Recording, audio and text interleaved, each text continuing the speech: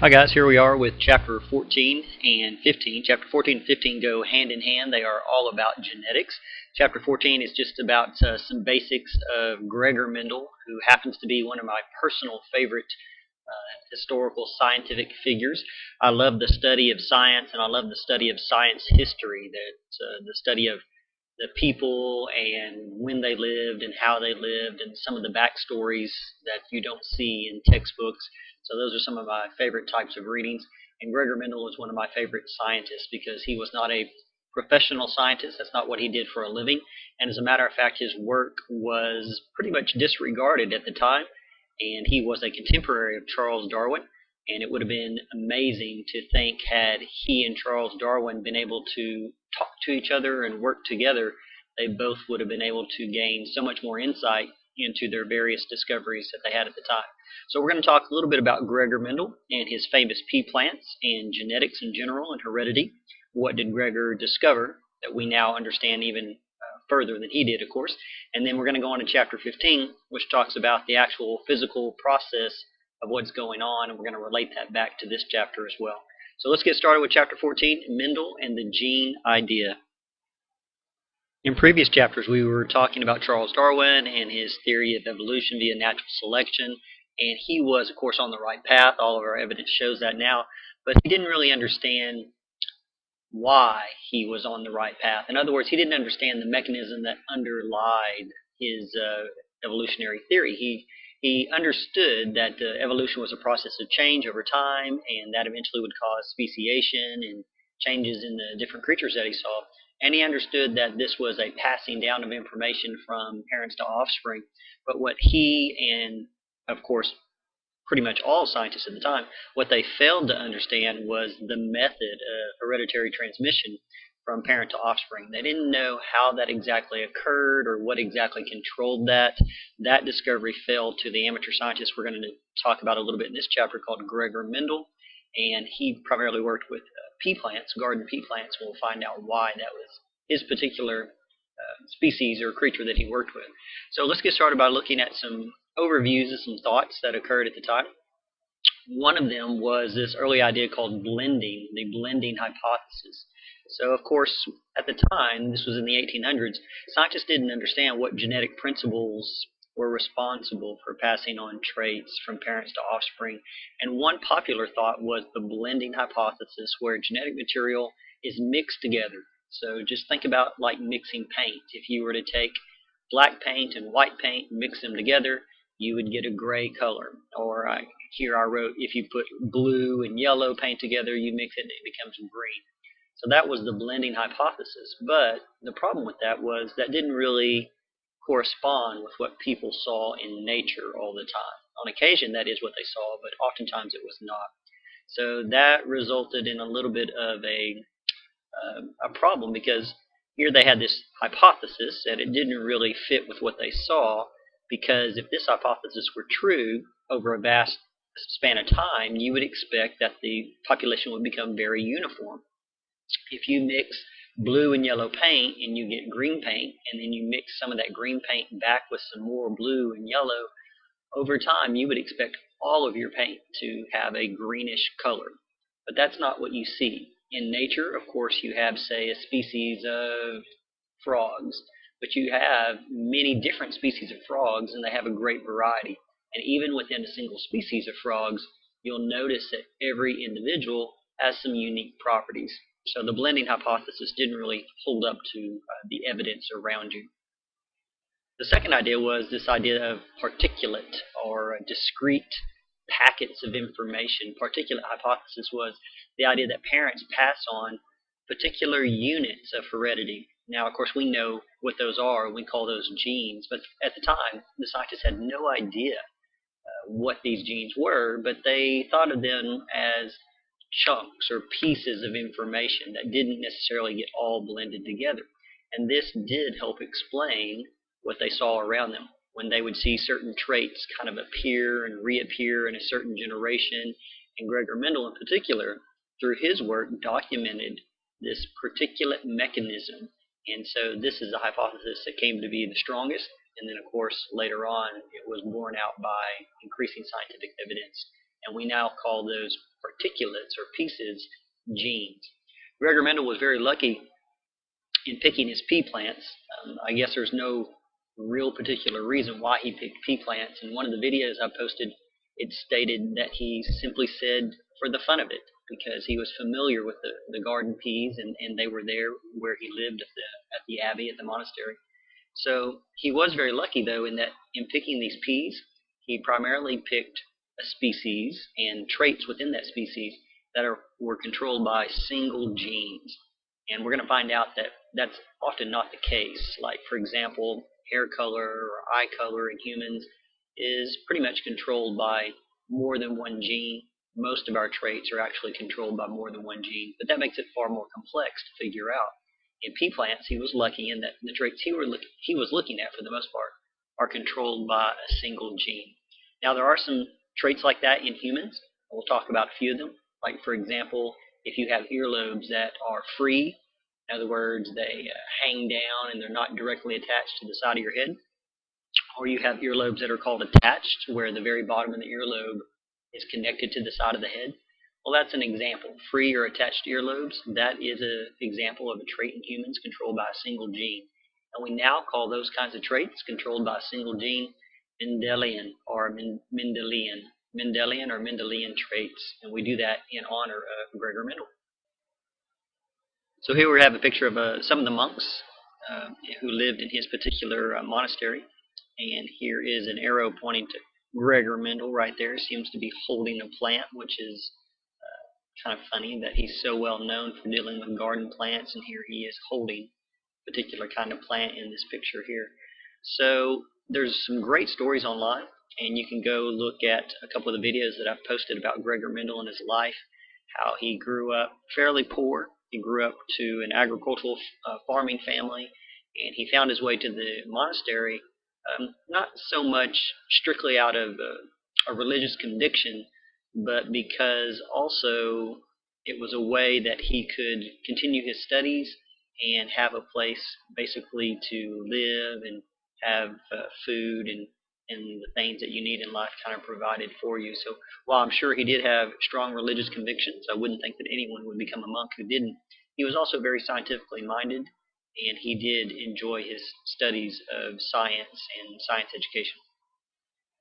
As a matter of fact, in some of the information I read, it said that he had tried to become a teacher at one time, a science teacher at one time, but he was unable to pass his certification test or something along the lines of that kept him from getting that done. So he simply proceeded to follow the pathway of becoming a monk, a religious person, and doing the work of his particular religion.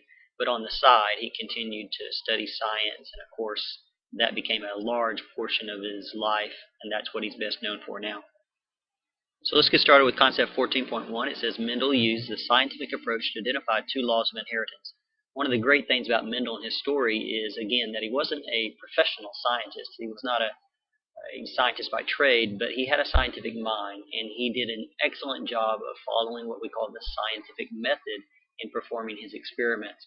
So one of perhaps the most important aspects of Gregor Mendel was the attention to detail and the ability and the desire to follow the principles of science in carrying out his work, which led to a massive amount of very helpful and useful information. So we already mentioned he used garden peas in his planned experiments. And if you want to get a background on Gregor Mendel, there's a great SciShow YouTube video. SciShow is another one of those YouTube channels run by the Green brothers. And so this Gregor Mendel video is hosted by Hank Green, and it can be found right here at this link. Kind of entertaining to get some background on the people that we're studying. Mendel had a couple of advantages in using these pea plants for his genetic study. So there are many varieties of pea plants with distinct heritable features or characters. So you can have pea plants with different flower colors. You can have pea plants with different colors of peas. You can have pea plants with different exterior shape of the pea, round or wrinkled. So there's a wide variety of traits, or what we call characters, to look at, and those are fairly easily controlled. In other words, in pea plants, for the most part, a lot of those traits he was looking at are controlled by single genes. He didn't know that at the time, but that does make it very useful for him.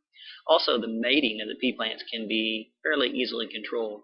In the pea plants, each flower has both the male and female portion, the sperm producing part called the stamen, and the egg producing portion called the carpel. So cross pollination can be controlled where you can remove certain parts of the plant. Like, for example, Mendel would remove the stamen of a flower so that that flower wouldn't produce the sperm, and then he would take the sperm, which is pollen, plant pollen, from a different flower, from a different plant, and use a small paintbrush to dust it onto the carpel of the plant that he wanted.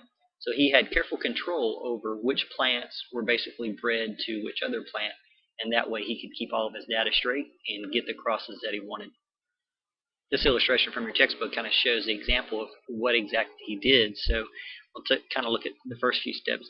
So for example, in step 1 here, when he wants to cross a purple flower and a white flower, what he might actually do is he would remove the pollen-producing organs of the flower so that the pollen wouldn't connect with the particular egg here. And then he would take a small paintbrush, and he would, if you look closely, you can see pollen grains on the end. He would take pollen from this flower, the white flower, and then he would brush that onto the purple flower. And then when the purple flower plant created peas, those seeds are basically babies, embryos. So you have 1, 2, 3, 4, 5 little babies, or 5 little embryos, and they are a cross of the purple plant and the white flowered plant. And so he was able to carefully control this and get the generation that he wanted. This would be the first generation that he saw, the F1 generation. Notice that they are all purple, which was very interesting to Mendel because one parent was purple, one was white, and yet all of these kids turned out to be purple. So that was basically the first step on his journey to trying to figure out what was going on. In his experiments, Gregor Mendel chose to track only characters that occurred in 2 distinct forms. They were either one or the other. So the flowers are either purple or white. There's no in between. The peas are wrinkled or smooth. The peas are green or yellow. That makes it nice and clear cut, and it makes it far less complicated. If you have characters or traits that you're looking at that only have 2 particular options, and everything you see is going to be one or the other, no in between. He also made sure that he used varieties that were true breeding. In other words, plants produced the same type of offspring when they self-pollinated over and over and over again. So he made sure that the purple plants that he had, he would have them reproduce numerous generations, and as far as he could tell, for numerous generations, they only produced purple plants, purple flower plants. So we might call these true breeding varieties purebred. Like think about in dogs, if you have a purebred Great Dane mom and a purebred Great Dane dad, when they create puppies, you can bet your money, 100% positive, that you're going to get Great Dane puppies. You're not going to have any little Chihuahuas or Pugs or Pomeranians pop out. You're only going to have Great Dane puppies. And you know that because you have 2 purebred parents. They are not mutts. Mutts would be mixed breed, mixed variety. You might not know what you're going to get from that. But with purebred varieties or true breeding varieties, you know what you're going to get ahead of time. In a typical experiment, Mendel would take 2 contrasting or opposite true breeding varieties. So this is a process we call hybridization. You are basically mixing 2 pure breed or true breeding varieties. So for example, you might mix a white flower plant with a purple flower plant. And those 2 parents, the true breeding parents, are called the P generation, the parental generation. The hybrid offspring, so the hybrid means they are a mix of genetics from the white and the purple flower. The hybrid offspring of the P generation is called the F1 or filial generation.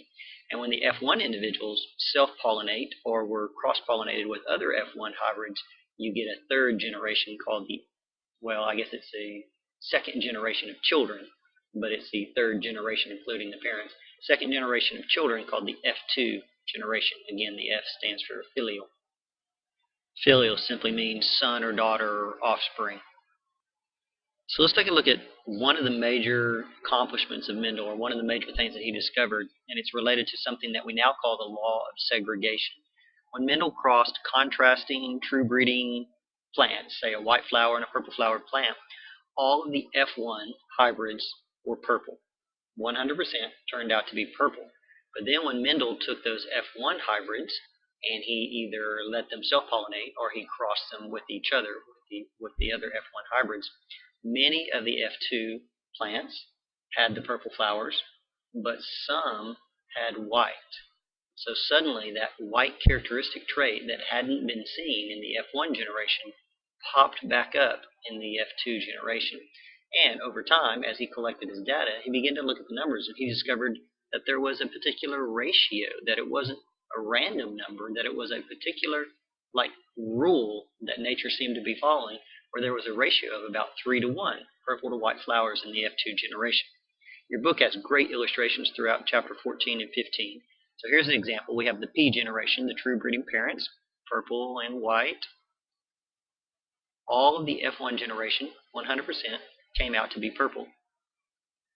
But when those were crossed, we would get a ratio where the majority would still be purple, but on occasion, you'd pop up with this white flower. So in this particular case, they give us a number that there were 705 purple flowers and 224 white flowers out of the entirety of, whatever that is, 929 flowers, apparently. So that's about a 3 to 1 ratio. That was very interesting to Mendel. He couldn't figure out why did this white suddenly pop up, because it had looked like it had totally gone away in the F1 generation. So Mendel began to reason, try to figure out what was going on. And he reasoned that the purple flower factor, he called them factors. We now call them genes, but his idea was that this was a factor, something that was inherited from the parents. He said that the purple flower factor was the only factor that affected flower color in the F1 hybrids, which is true. They were all purple. But he said this is why the white tends to pop back up. He called that purple flower color dominant trait, and he called the white flower color a recessive trait, and we still use that terminology. He said, this was important, that factor for white flowers was not diluted or destroyed in that F1 generation. And he knows that because it pops back up in the F2. So even though it wasn't seen in the F1 generation, he knows that that factor is still in there. And so he begins to develop this idea that perhaps it was covered up, and that's why he called it recessive. So it's still there, but you don't see it because the dominant trait covered up the recessive. But he understands that just because you don't see it doesn't mean it's gone. So as Mendel worked, he observed this same pattern of inheritance in 6 other pea plant characters that he was looking at, not just flower color, but pea color and pea shape and all different characteristics or traits that he was looking at. Each of these, if he was looking at a character that was represented by 2 traits, one or the other, purple or white, yellow or green, then he saw this same pattern. And he called these heritable factors, these pieces that were passed on, we now call them a gene. Here's a great video clip. You can start and watch the whole video, or you can just pick out this particular portion. I think I got this link to just the particular portion. This is actually a video put out by Bill Nye, and it's about the 100 greatest discoveries in genetics. I think I listed it in our materials. I think I just clipped to this part about Gregor Mendel, which is near the first part of this clip. But it's a great little portion that talks about Gregor Mendel and what he discovered. I really like it. In your book, in your text, there's a great table. It's table 14-1, and it shows a lot of the traits that Mendel was looking at. So flower position, seed shape, pod color, stem length, all these varieties of characters that he was looking at. You'll notice they each have 2 possibilities, 2 traits. And then he was looking at the numbers. This is the F2 generation. And those numbers almost perfectly come out to be a 3 to 1 ratio. You see some difference, but it's very close to that 3 to 1 ratio that we've been talking about. So Mendel had to develop a model to try to figure out why was this the case. And so he developed a hypothesis to explain this 3 to 1 inheritance ratio that he saw in the F2 offspring. And he basically came up with 4 related concepts that make up his model of understanding. And these concepts have held true. These concepts can now be related directly to what we know about genes and chromosomes. And in chapter 15, we're going to talk about the physical movement of those chromosomes and how they all go back to these 4 ideas that kind of make up the Mendelian genetics model that he first arrived at. So we'll look at each 4 of them briefly, and then we'll take a break. So the first one is that alternative versions of genes account for variations in inherited characters. So Mendel knew that for each trait, or for each character he was looking at, there was, in his case, where he was looking with these pea plants, two possible versions. So you could have a purple flower or a white flower, or a green pea or a yellow pea. So he understood that there were two pieces of information that made up this trait or this character. We call these alternative versions of a gene an allele. He didn't know that at the time and didn't call it that, but he understood that there were two different factors that made up this particular trait that he saw. We call these two different versions, or two different possibilities, alleles. We now know something that Gregor would have no idea about, he certainly didn't know, that each gene, which is a sequence of nucleotides, that gene controls a particular trait about you. That gene resides at a specific locus or a specific location on a specific chromosome. So the gene that controls, let's say, again, going back to your earlobes, whether they are free or attached, that gene is on a specific chromosome at a specific spot. And I would probably bet that at this point we can even tell you where that is.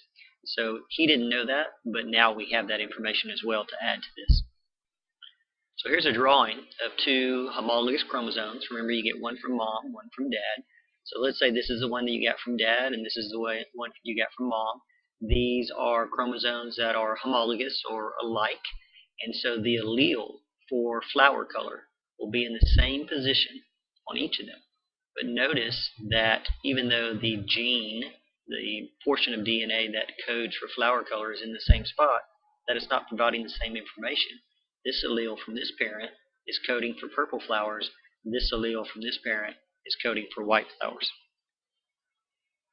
So while the allele, or the sequence of nucleotides, is in the same position, the type of nucleotides, the sequence of them, differs very slightly. So they're in the same spot on the chromosome, but the information is slightly different for these two particular alleles. Mendel's second idea was that for each character, an organism inherits two alleles, one from each parent. So for each trait or character about you, there are two basic pieces of information that you receive, one from mom and one from dad. Think of them as pairs of shoes. Basically, you don't have the left without the right for the most part. So Mendel made this idea or deduction without having any idea about chromosomes.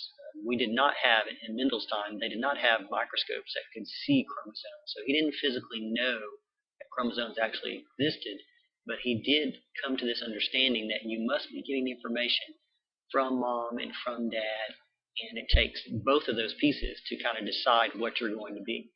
The two alleles at a particular locus may be identical. So if we're talking about the true breeding or like purebred, so like if you had a true breeding purple plant, well, that probably means that both mom and dad gave the allele for purple. So they could be the same at that particular location, or they could be different. So the hybrids, for example, did not have two purple alleles. They had a purple and a white, even though you only saw the purple. So he understood that you get two alleles. He didn't call them that, but that's what he understood. Two alleles, one from each parent. Those two alleles could be the same, or they could be different from each other. Mendel's third idea was, if the two alleles are the same, you obviously know what you're going to get. But if the two alleles at a particular location or locus differ, then one of them, which he called the dominant allele, determines the organism's appearance. The dominant allele determines what you're going to see. The recessive allele gets covered up. It has no noticeable effect on the appearance of the creature. In our example we've been using for flower color, in that F1 generation, the reason that 100% looked purple was not because purple was all they had in them, but because purple was the dominant trait. That was the dominant allele, so that determined what you were going to see. Mendel's fourth and final idea in his model was called the law, or what we now call the law of segregation. And it says that the two alleles, the two possibilities for a heritable character, segregate, another word for that, separate or segregate, during gamete formation and end up in different gametes. What that means is the alleles separate from each other and they will randomly end up in a particular gamete. So an egg or a sperm cell gets only one of the two alleles. So you have one allele in the egg or one allele in the sperm, and those have to be joined together to get back to the two allele state that determines the trait. The segregation of alleles corresponds to the distribution of homologous chromosomes to different gametes in meiosis. So remember when we talked about the homologous chromosomes lining up along that metaphase plate, and we said it was random as to their orientation. So you may have the father chromosomes on the left and the mother on the right, and then for a different chromosome it may be swapped. That's completely random how they line up, and that goes to help explain this law of segregation as well. If you have a parent that is purebred or true breeding, well then both of their gametes will contain the same allele. So if it's a true breeding purple flower, when their gametes are created, their eggs or sperm, then all of their gametes will contain purple flower allele for that particular trait. But if the parent is a hybrid, say for example they have one allele for the purple flower, which is what you see, and one allele for the white that you don't see, well then half of their gametes will contain the purple flower allele and half will contain the white flower allele. Which half, which sperm, which egg, that's completely random. So that's a law of segregation. Mendel's law of segregation or segregation model, that helps account for this 3-to-1 ratio that he kept seeing in the F2 generation when he kept doing his experiments. You're probably familiar with Punnett squares. Let's take a look at one in just a moment. But if you want to figure out, using a simple little tool, what are the possible combinations, you would use what's called a Punnett square. This was named after a British geneticist, Reginald Punnett, who came up with this simple little model to figure this out. It's basically a diagram that predicts the results of a particular genetic cross if you know what the genetic makeup is. In a Punnett square, and again, you've probably done this before, I'm sure, but you understand that the capital letter represents the dominant allele and a lowercase letter represents the recessive allele. The letter you choose is not particularly important. Usually people choose letters that are similar sounding to the trait. So for flower color, you might choose a capital P. You might choose the letter P. Capital P would be purple, and small p might represent white. So in your textbook, again, they give great illustrations. So here's our parent generation, or P generation. This is their appearance, purple. We'll say this is dad, purple dad, and white mom. This is their genetic makeup.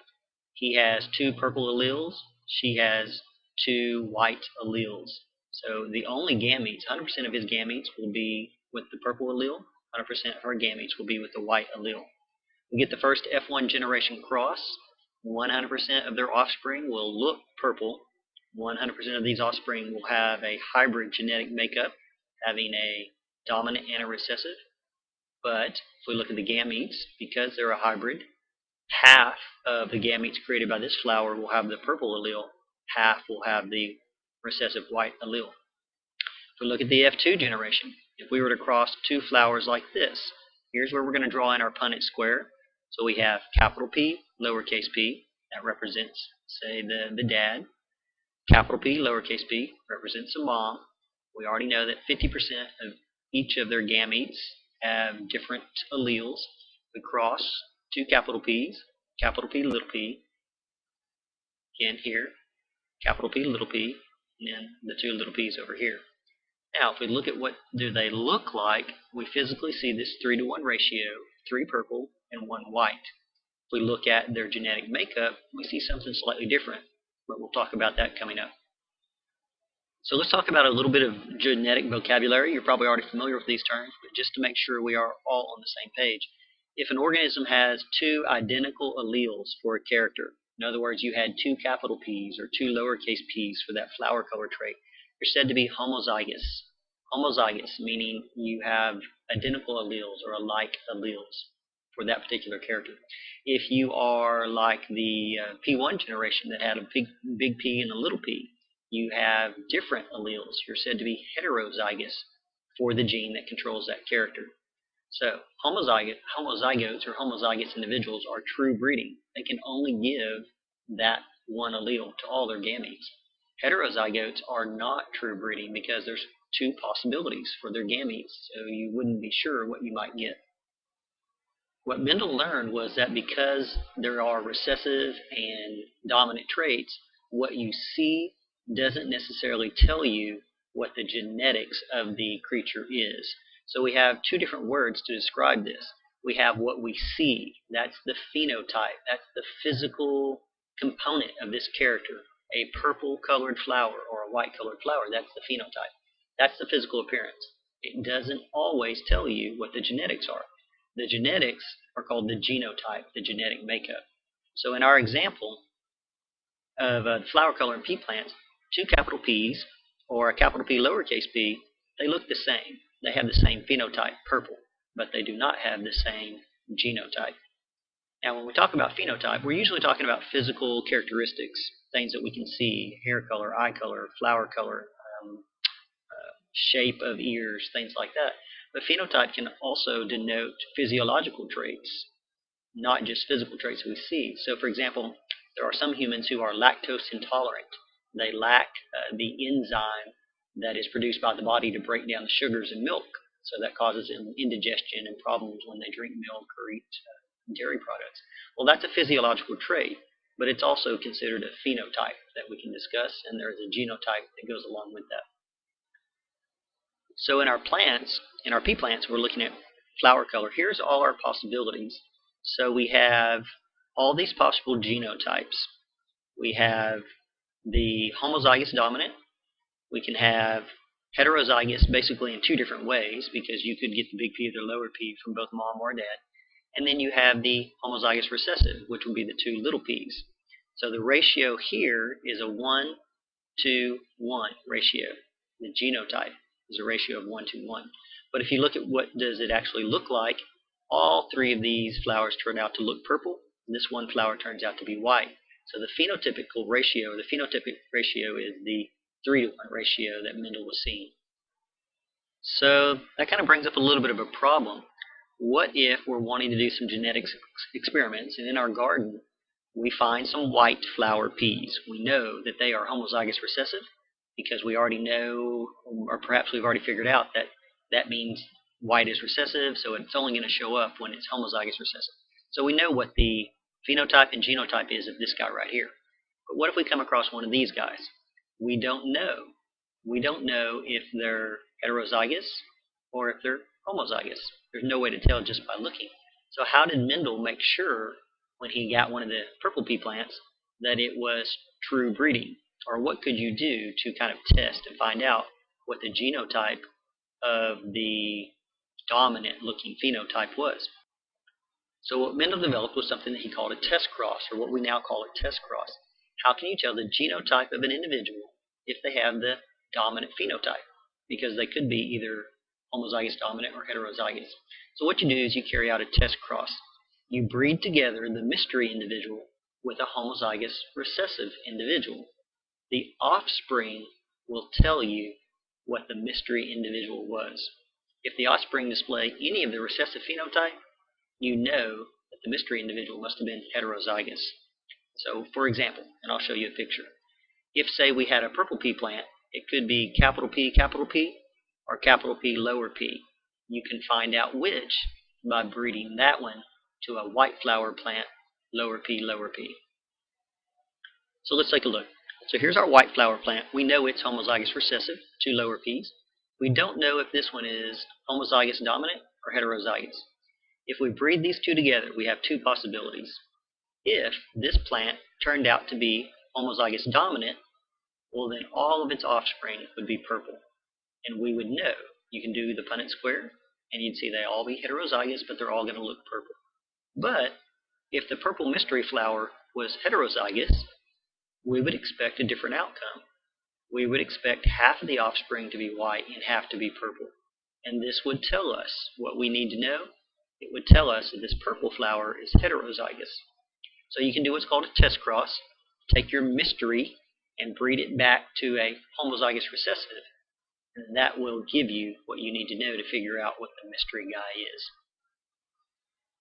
The last portion we're going to take a look at before we take a break is Mendel's law of independent assortment, and he came up with this law of segregation where the alleles for a trait are distributed randomly to the gametes by following a single character. So he was looking just say at flower color or looking just at pea color, and what he found, or what the terminology we use is the F1 offspring, the hybrids that we created. We call this a monohybrid cross, or these are monohybrids. These are individuals that are heterozygous for one particular character. So they came from two pure breeding parents, but the two pure breeding parents were not the same. One of them was homozygous dominant, one of them was homozygous recessive. So our F1 offspring are called monohybrids because they are hybrid for that single trait or that single character, and that is a cross between heterozygotes, so we call it a monohybrid cross. So by using monohybrid cross, Mendel, that's how he figured out the law of segregation, how the alleles are randomly distributed. But for the law of independent assortment, he actually identified this part of inheritance, or these inheritance laws that he created, using two characters at a time. So he was looking at, say, flower color and pea color together, or he was looking at, say, pea color and pea shape together. Crossing two purebred or true breeding parents that differ in two different characters is called a dihybrid. Di means two, where mono means one. So the F1 generation is a dihybrid, or this is a dihybrid cross. And the F1 generation will be heterozygote or heterozygous for both characteristics or for two particular traits.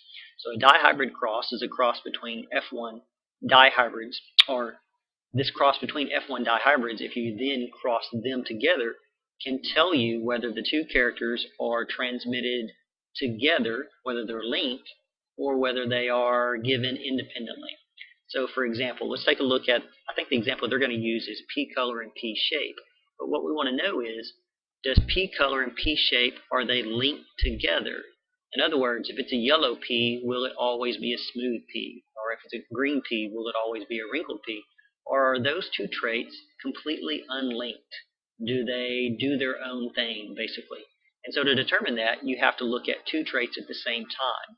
That would be a dihybrid cross, and that's what Mendel did to identify his second law of inheritance, called the law of independent assortment. So the question was, do the alleles for one character, say pea color, do they assort differently, or do they assort into the gametes independent from another character, or are they somehow tied together? So the allele for pea color, does it sort itself out all by itself and not even considering pea shape, or are they somehow tied together? So this is what Mendel did. He already knew based on his experiments which one was the dominant and the recessive. He took a pea here that was dominant for two traits. Yellow is the dominant color, round is the dominant shape. He then bred that to a different parent that was of two recessive traits. This one was green, which is the recessive, and it was wrinkled in shape, which is also the recessive. So this pea plant can only give the gametes for the dominant trait. This pea plant can only give the gametes for the recessive trait. This is your pea, parental generation. Your first F1 filial generation could only create dihybrids, pea plants that were hybrids or heterozygous for two traits. Now they all looked yellow and round because we know that's the dominant trait, but we also know that they are heterozygous for both of those traits. Now here's the question.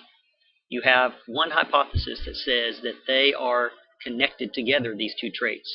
So yellow and round will always be together. Or you have a different hypothesis that says those traits have nothing to do with each other, and you could potentially get any combination of those traits. So if this hypothesis is correct, this would be your Punnett square. This pea plant could only produce capital Y, capital R, or lowercase y, lowercase r gametes. And that would be the only thing they could produce because we're saying that those are tied together. So the sperm and the egg would both have those potential gametes, and this is the ratio you would expect to see. Now, if these two traits are independent of each other, you could have any possible combination. You could have the capital Y, capital R, or you could have the lowercase y and r, or you could have the other possible combination, big Y, little r, or little y, big R. You could have all four of these possible combinations if those traits are independent of each other. So if that's the case, you line out a larger Punnett square You work out all the possibilities, and you get a different ratio, a phenotypic ratio of 9:3:3:1. In other words, of 9/16 of the 16 offspring, 9 of them look like this, and then 3 and 3 look like this, and only 1 of the 16 looks like this. So he did this experiment. He crossed this dihybrid cross, and he waited for the results, picked out all the P's in the F2 generation, and then he counted them out, and he came out with this number: 315, 108, 101, 32. So what he found was that this Punnett square, of course he didn't have Punnett squares at that time, but if he did, this is what his Punnett square would look like. This is the ratio that his experimentation showed was correct. So what does that mean? So he already knew the law of segregation, which was, or he already thought the law of segregation, which was that the alleles are randomly distributed into the gametes. Now, the second thing he saw was that the different traits or the different characters had nothing to do with one another, that they were sorted independently. So using a dihybrid cross, he developed what he called the law of independent assortment. And the law of independent assortment says that each pair of alleles segregates independently of each other pair of alleles during gamete formation. So for the traits that he looked at, the different characters have nothing to do with one another. So you could have any possible combination. Now, strictly speaking, this law applies only to genes on different non-homologous chromosomes, or genes that are very far apart on the same chromosome. We're going to talk about that in chapter 15, or perhaps it's a little later in this chapter, I can't remember. But for the most part, for the traits that he was looking at, this law of independent assortment applies. So P color had nothing to do with flower color. Flower color had nothing to do with P shape. We're going to find out in chapter 15 that's not always the case. Sometimes genes that are located close to one another on the same chromosome, they do tend to be inherited together because they are located close to one another. But if the genes are far apart on the chromosome, or if we're talking about genes for two different characters that are on two different chromosomes, well then yes, the law of independent assortment applies, and one trait does not affect the other. We're going to pause right there. These chapters are really heavy on information. I don't think it's difficult information. There's just a lot of it. There's a lot of reading to do in these chapters. So we're going to take a break right there. We'll pick up with concept 14.2. I'll see you back in just a moment.